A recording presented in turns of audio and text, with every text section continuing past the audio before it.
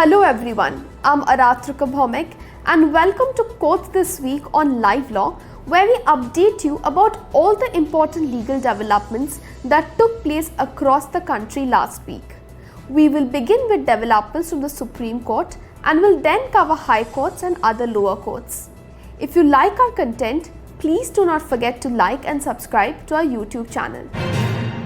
The Supreme Court has refused to entertain a plea seeking directions to the Comptroller and Auditor General of India to conduct performance audit as well as financial audit of the funds allocated to the Delhi government for implementation of pollution controlling activities. The petition claimed that the government has diverted public funds allocated under the National Clean Air Programme to meet expenditure for advertisement, publicity and self-promotion. A bench comprising Justices D.Y. Chandrachud and A.S. Bopanna asked the counsel appearing for the petitioner to approach the Delhi High Court with their grievance. The Supreme Court has dismissed a batch of petitions filed by various private tour operators seeking exemption from the goods and service tax for the Hajj and Umrah services offered by them to pilgrims travelling to Saudi Arabia.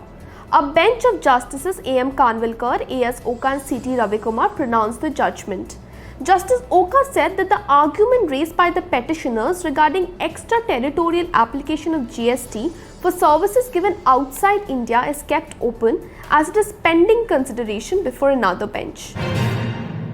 The Supreme Court has asked the central government to take a stand on the need to control the announcement of freebies by political parties during election campaigns. The court also asked why the centre is hesitating to take a stand on this issue. Terming it as a serious issue, the bench of Chief Justice of India N.V. Ramana, Justices Krishna Murari and Hema Kohli also asked the centre to consider whether the suggestions of the Finance Commission can be sought for solutions. The Supreme Court has upheld the constitutional validity of the Prevention of the Money Laundering Act 2002, which confers expansive power upon the Enforcement Directorate to enquire, arrest and attach property. However, the court held that the question of enactment of amendments in 2019 to the PMLA Act as a money bill has to be decided by a larger bench of 7 judges before whom the issue is already pending. The court also directed the centre to expeditiously fill up the vacancies in the PMLA Appellate Tribunal.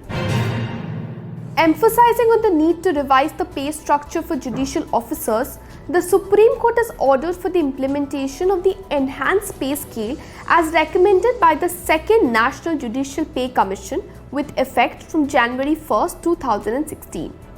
The bench of Chief Justice of India N.V. Ramana, Justices Krishna Murari and Hema Kohli also directed the centre and the states to pay the arrears to the officers in installments, 25% in 3 months, another 25% in next 3 months and balance by June 30, 2023. The Supreme Court has come down heavily on the Maharashtra State Election Commission as it was apprised that the State Election Commission has proposed to announce fresh election program of the 367 local bodies for which the election process had already been notified. A bench comprising Justices A.M. Kanvilkar, A.S. Oka and J.B. Partiwala made it abundantly clear that the State Election Commission cannot re-notify the election program so as to provide reservation in respect of the 367 local bodies. It also indicated if the same is not complied with, the court would be compelled to take action against the State Election Commission and other concerned persons. The Supreme Court has constituted a special bench consisting Justices S.K. Kaul, V. Ramasubramaniam and S.R. Bhatt to consider the issues related to the parity between pension drawn by High Court judges who are elevated from the bar and service. The bench was constituted by the bench of Chief Justice of India N.V. Ramana, Justices Krishna Murari and Hema Kohli, while hearing an application in a plea by All India Judges Association for constitution of All India Judicial Commission for reviewing the service conditions of the judges of the district judiciary. The Supreme Court has asked the Madras High Court to take a fresh decision on former Chief Minister O. Paneerselvam's challenge to the General Council meet of the AIDMK within 3 weeks. The court also asked Paneerselvam and former Chief Minister Ek Palaniswamy, who was elected as the interim General Secretary of the AIADMK in his General Council meeting held on July 11th, to maintain status quo by not passing any further resolutions.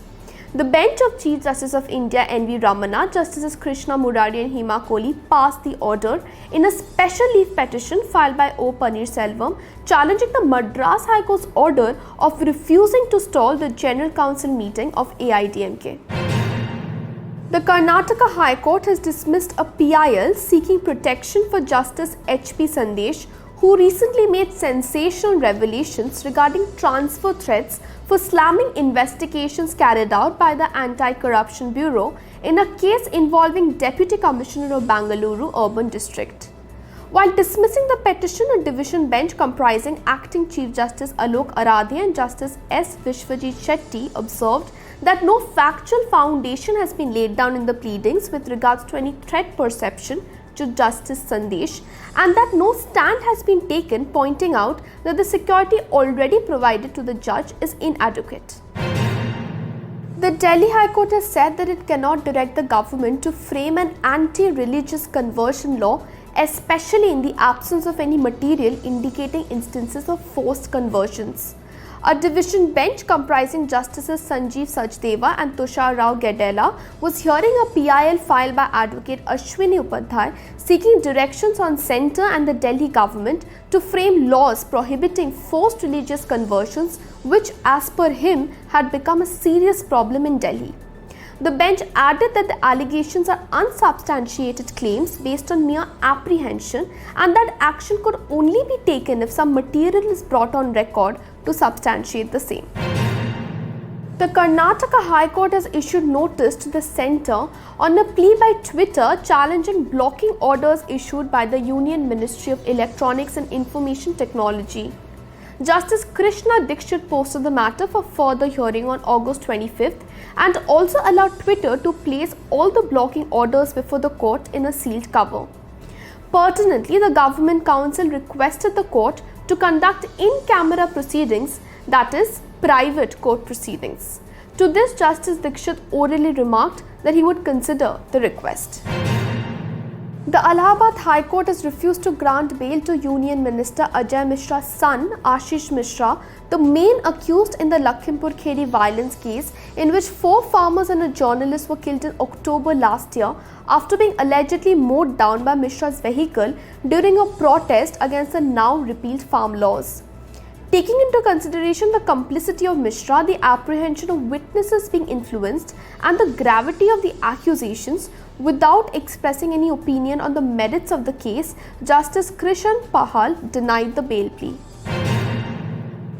Dismissing a PIL seeking suspension of Aam Aadmi Party Minister Satyendra Jain, who is under judicial custody in a money laundering case, the Delhi High Court has observed that it is for the Chief Minister to act in the best interest of the state and consider as to whether a person who has a criminal background or has been charged with offences involving moral turpitude should be appointed and should be allowed to continue as a minister or not. A division bench of Chief Justice Satish Chandra Sharma and Justice Subramaniam Prasad added that while good governance is only in the hands of good people, even though the court cannot sit in judgment of what is good or bad, it can remind constitutional functionaries to preserve, protect and promote the ethos of our constitution. The Allahabad High Court has directed the UP government to consider giving employment of one of the family members of the Hathras gang rape victim under the government in accordance with the qualifications possessed by them. The bench of Justice Rajan Roy and Justice Jaspreet Singh further directed the government to consider their relocation to any other place within the state outside Hathras, keeping in mind their social and economic rehabilitation and also the educational needs of the children. Bombay High Court Chief Justice Dipankar Datta has recused from hearing the PIL challenging the appointment of IPS officer Subodh Kumar Jaiswal as the director of the CBI. The Chief Justice recused himself from the matter, citing a complaint filed against him to the Chief Justice of India by petitioner Rajendra Kumar Trivedi in March this year. However, Trivedi, a retired Assistant Commissioner of Police, denied filing the complaint. Trivedi's counsel in fact said that his client would file an affidavit and that it was possible that someone may have impersonated him. A special CBI court in Jharkhand has convicted both the accused in Judge Uttam Anand murder case. The court found both the accused Rahul Kumar Verma and Lakhar Kumar Verma guilty under sections 302, 201 and 34 of the IPC. Now the hearing on the quantum of sentences will take place on August 6th. On July 28th last year, Justice Anand, who was posted as additional district and sessions judge of Dhanbad, was knocked down by a vehicle while he was taking a morning jog. The CCTV visuals of the incident had emerged on social media, sending shock waves across the legal fraternity. The Delhi High Court has ordered Congress leaders Jairam Ramesh, Pawan Khera and Netta D'Souza to remove within 24 hours allegedly defamatory social media posts against Union Minister Smriti Irani and her daughter over the recent controversy surrounding the minister's daughter's restaurant in Goa. The High Court also issued summons to the Congress leaders asking them to appear before the court on August 18th in the civil defamation suit filed by Minister Smriti Irani seeking damages of Rs 2 crores against the allegations levelled against her and her daughter on social media and other platforms. Justice Mini Pushkarna was of the view that Irani had made out a prima facie case that the allegations were made without verifying actual facts and that grave injury has been caused to Irani because of the same. The Delhi High Court has refused interim relief to TV Today Network, which owns news channels India Today and Aaj Tak, in the suit filed by it against news portal News Laundry, its CEO Abhinandal Sekhri and others, seeking damages of Rs 2 crores for copyright infringement and defamation of its anchors, management and employees. Justice Asha Menon, who ruled on the interim application, observed that neither the aspect of any balance of convenience nor irreparable loss was met to grant interim relief to TV Today Network. Thank you. Keep watching Courts This Week for more such updates.